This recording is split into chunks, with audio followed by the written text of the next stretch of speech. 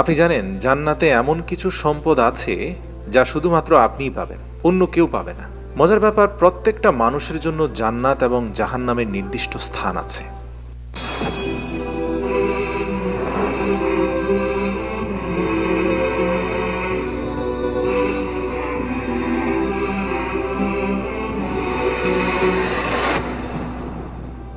নবী করিম সাল্লাল্লাহু আলাইহি সাল্লাম বলেছেন, আপনি যখন আপনার কবরে যাবেন তখন আপনাকে কেবল জান্নাতে আপনার স্থানই দেখানো হবে না, বরং আপনাকে জাহান্নামের আগুনেও আপনার যে স্থানটি বরাদ্দ আছে সেটাও দেখানো হবে। অর্থাৎ যদি আপনি জাহান্নামের বাসিন্দা হতেন তখন আপনার স্থান কোথায় হতো সেটা আপনাকে দেখানো হবে। আর এরপর বলা হবে, আল্লাহ আপনাকে সেই জাহান্নামের আগুন থেকে দূরে সরিয়ে দিয়েছেন, কারণ আপনি দুনিয়াতে জাহান্নামের ব্যাপারে ভীতু ছিলেন। তখন আপনি আপনার জান্নাতের মর্ম আরও বেশি উপলব্ধি করতে পারবেন যখন জানবেন যে প্রত্যেকটা মানুষের জন্য জান্নাত এবং জাহান্নামের বরাদ্দ জায়গা আছে। মানে পৃথিবীতে যত মানুষ জাহান্নামে যাবে তাদেরও কিন্তু জান্নাতে বরাদ্দ জায়গা আছে। একইভাবে যারা জান্নাতে যাবে তাদের জন্য জাহান্নামে বরাদ্দ জায়গা আছে। আপনি মন থেকে শুকরিয়া আদায় করে বলবেন, আলহামদুলিল্লাহ, আমি জাহান্নামে যাইনি।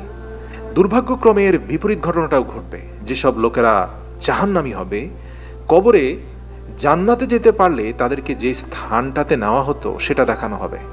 বলা হবে, দেখো, এটি তোমার জান্নাতের বাগান হতে পারত, কিন্তু এর পরিবর্তে তুমি এখন প্রবেশ করতে চলেছ জাহান্নামের গর্তে।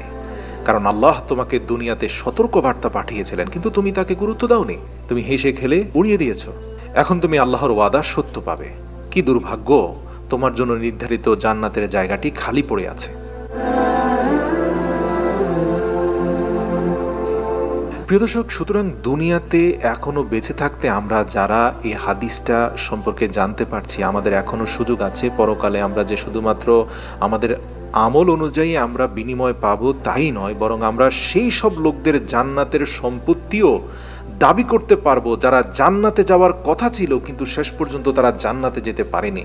এখন এর দ্বারা আসলে কি বোঝাচ্ছে? সুবহানাল্লাহ, এটি অত্যন্ত শক্তিশালী একটি বার্তা যা আমরা কোরআন এবং রাসূল সাল্লাল্লাহু আলাইহি ওয়াসাল্লামের হাদিস থেকে পাই।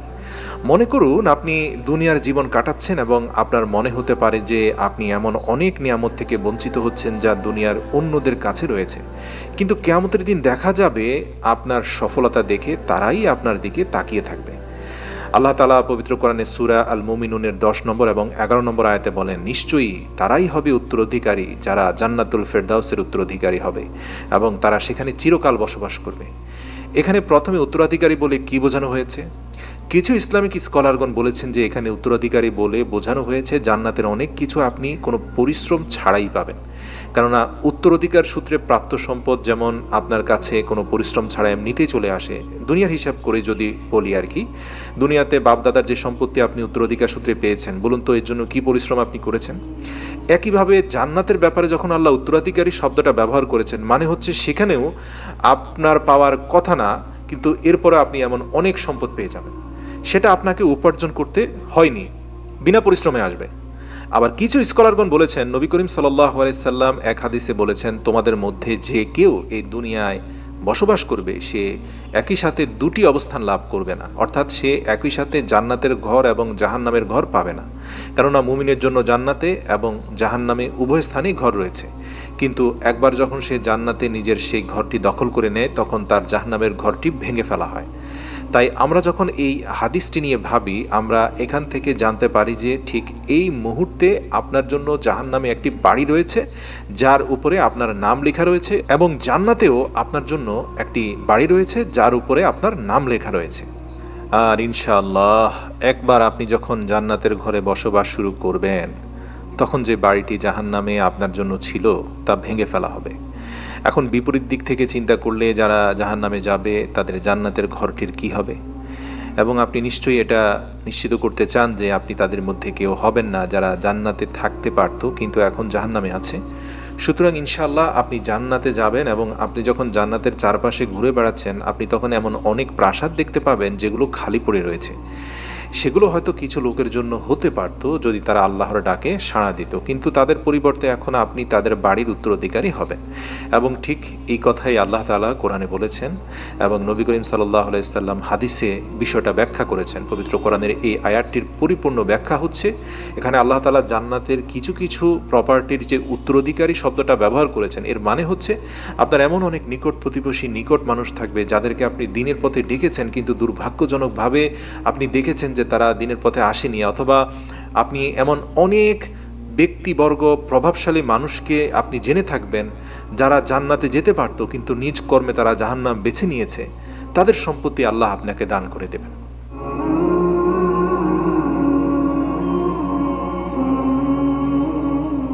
আর এটি সেই ত্যাগের পুরস্কার যখন আপনি এই দুনিয়ার জীবনে বসবাস করতেন এবং আপনি এমন অনেক কাজ থেকে বিরত থাকতেন যা অন্যরা করতো বলে দুনিয়াতে অনেক সম্পদ পেয়ে গিয়েছিল। তখন অনেকে আপনাকে টিপ্পনি কেটে বলতো, দেখ ও একটু ডান বাম করে কত অর্থের মালিক হয়ে গেল, আর তুই সেই নীতি নিয়ে বসে আছিস, আজ পর্যন্ত তোকে দারিদ্রতা ছাড়লো না। কিয়ামতের দিন যখন তার জন্য নির্ধারিত জান্নাতটা আপনাকে আল্লাহ দিয়ে দিবেন, তখন আপনি বুঝতে পারবেন যে আদতে কে কি পেয়েছে আর কে কি হারিয়েছে। আল্লাহু আকবার। কাজেই কাফেরদের ধন সম্পদ এবং ভোগবিলাস দেখে যারা নিজেকে বঞ্চিত মনে করেন, আপনি জান্নাতে আপনার অংশ যখন লাভ করবেন এবং জান্নাতের আহ্বান প্রত্যাখ্যানকারীদের অংশ যখন লাভ করবেন, তাদের প্রাসাদগুলোতে যখন প্রবেশ করবেন, তাদের বাগানসমূহ এবং তাদের কাছে যা থাকতে পারত তার সবই যখন আপনি লাভ করবেন, তখন আপনি বুঝবেন আসল মালিককে আর আসল বুদ্ধিমানকে। সাইদ আল জুবাইর রাদিয়াল্লাহু তাআলা আনহু তিনি বলেছেন যে এটি কেবলমাত্র অবিশ্বাস এবং বিশ্বাসের বিষয় নয়। কল্পনা করুন যে জাহান্নামীরা কত রমজান মিস করেছে, তারা কত লাইলাতুল কদর মিস করেছে। কল্পনা করুন যে তারা কত সালাত মিস করেছে। তারা যদি ঈমান আনতো তবে তারা তাদের জাকাতের জন্য কত সওয়াব পেত, যেসব এখন ঈমানদারদেরকে দেওয়া হবে যারা প্রকৃতপক্ষে সে আদেশগুলো মেনে চলেছে। আর আল্লাহ তাআলা পবিত্র কোরআনে সূরা যুখরুফ এর ৭২ নম্বর আয়াতে বলেন, এটা সেই জান্নাত তোমাদেরকে যার উত্তরাধিকারী করা হয়েছে তোমাদের ন্যাক আমলের কারণে। সুবহানাল্লাহ। যখন আমরা সেই জিনিসগুলো সম্পর্কে চিন্তা করি, আমাদের সেই সব ইচ্ছে সম্পর্কে চিন্তা করি যা আমরা দুনিয়াতে আল্লাহর সন্তুষ্টির জন্য বিসর্জন দিয়েছি এবং আমরা অনেক কিছু থেকে বঞ্চিত হয়েছি, আমি বলবো কোনো সমস্যা নেই, আমরা জান্নাতে তাদের সব সম্পদ গ্রহণ করব। লক্ষ্য করুন, এখানে আল্লাহ তাআলা বলেছেন তোমরা যে ন্যাক আমল করতে তার বিনিময়ে এখন তোমাদেরকে অন্যদের সম্পদের উত্তরাধিকার করে দেওয়া হয়েছে। আর স্কলারগণ এর ব্যাখ্যা স্পষ্ট করে দিয়েছেন যে কাদের সম্পদের উত্তরাধিকারী আপনাকে করে দেওয়া হবে। জাহান্নামী লোকদেরকে যখন বলা হবে তোমাদের কাছে কি কোনো নবী এবং রাসূল আগমন করেনি, তোমাদের কাছে কি আল্লাহ তাআলার আয়াত পৌঁছানোর জন্য কেউ যায়নি যাতে তুমি সাড়া দিতে পারতে? জান্নাতের লোকজনকে বলা হবে তোমার হাতে যে মদের গ্লাস আছে তার দিকে তাকাও, তুমি এখন যে প্রাসাদে বাস করছো তা কি দেখতে পাচ্ছ? তুমি যে বাগানে এখন হাঁটছো সেটার দিকে কি তাকিয়ে দেখছো? তুমি দুনিয়াতে যা করতে এই সবই তার বিনিময়। এর কারণ মূলত আল্লাহ সুবহানাহু ওয়া তাআলা যিনি আমাদের সৃষ্টি করেছেন তিনি জানেন যে আমাদের এটা অনুভব করা দরকার যে আমরা যা কিছু অর্জন করতে পেরেছি, আমাদের অনুভব করা উচিত যে আমরা আমাদের ন্যাক আমলের বিনিময়ে কিছু উপার্জন করতে পেরেছি। তাই যদিও আল্লাহর রহমত ব্যতীত আমরা কেউই জান্নাতে প্রবেশ করতে পারবো না, তবু আমরা যখন জান্নাতে প্রবেশ করব আমাদেরকে জান্নাতে প্রতিনিয়ত বলা হবে যে দুনিয়াতে তুমি যে আমল করতে তার জন্য এটি তোমার পুরস্কার। ইয়া আইয়াতুহান নাফসুল মুতমাইন্নাহ ارجعي إلى ربك راضية مرضية فادخلي في عبادي وادخلي جنتي।